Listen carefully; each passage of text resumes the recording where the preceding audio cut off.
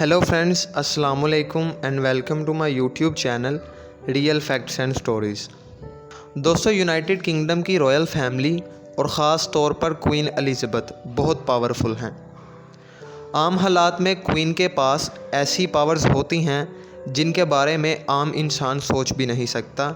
जैसे कि क्वीन को ड्राइविंग करने के लिए ना ही ड्राइविंग लाइसेंस की ज़रूरत होती है और ना ही ट्रैवल करने के लिए किसी पासपोर्ट या वीज़ा की ज़रूरत होती है। और जहाँ तक पैसों की बात है तो क्वीन के पास एनी टाइम अपनी कैश मशीन होती, ना ही क्वीन पर किसी किस्म का कोर्ट केस हो सकता है और ना ही क्वीन कोई टैक्स पे करती हैं।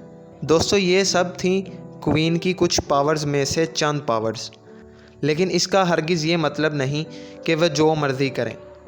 दोस्तों, ऐसी बहुत सारी चीज़ें हैं जो हम बिना किसी खौफ और डर के करते हैं, लेकिन क्वीन एलिज़ाबेथ को वो सब चीज़ें करना सख्ती से मना है।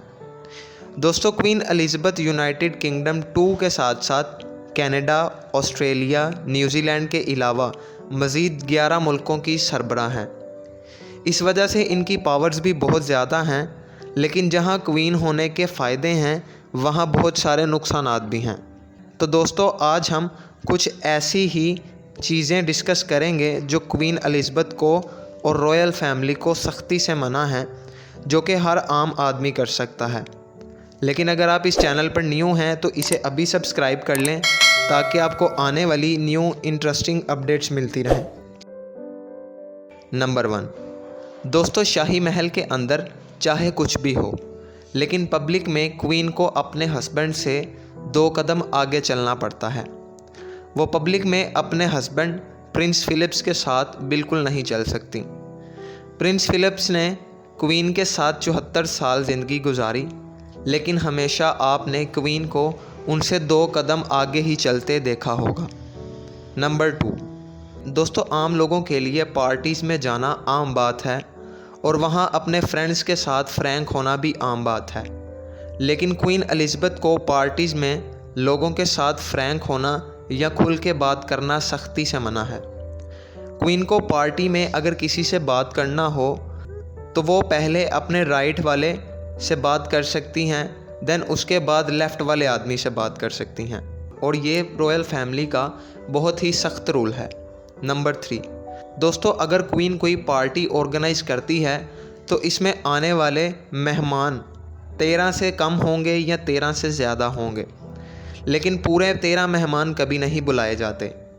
कई बार ऐसा भी हुआ है कि अगर मेहमानों की तादाद 13 हो रही हो तो एक मेहमान को कैंसिल करके 12 कर लिए जाते हैं या एक मेहमान ज़्यादा इनवाइट करके 14 कर लिए जाते हैं।